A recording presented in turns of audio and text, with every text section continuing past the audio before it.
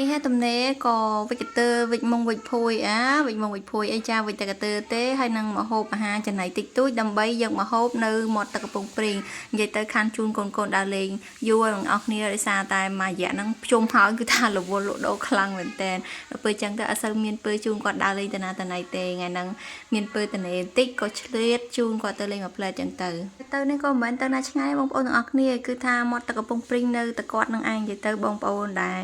នៅម្ដុំយើងហ្នឹងគឺថាស្គាល់ហើយមាត់ទឹកកំពង់ព្រីងនៅតែគាត់នឹងឯងហើយខ្ញុំគិតថាបងប្អូនទាំងអស់គ្នាតនេគួរតែជិះមកលេងតិចទៅព្រោះថាវាអត់ឆ្ងាយពីផ្ទះយើងទេអ្នកនរគ្នាហើយពេលមកដល់ហ្នឹងខែនេះគឺទឹកឡើងអញ្ចឹងបរិយាកាសក៏លហើយតិចដែរនិយាយទៅអាចបន្លំអារម្មណ៍ជាមួយនឹងកំពង់សោមបានអ្នកនរគ្នាហើយខ្ញុំគិតថាបើយើងនាំគ្នាមកលេងនៅនេះច្រើន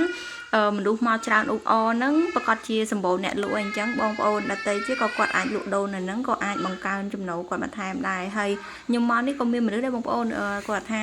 មាន1 2ខ្លះក៏ទៅខ្លះក៏មកអីអញ្ចឹងប៉ុន្តែខ្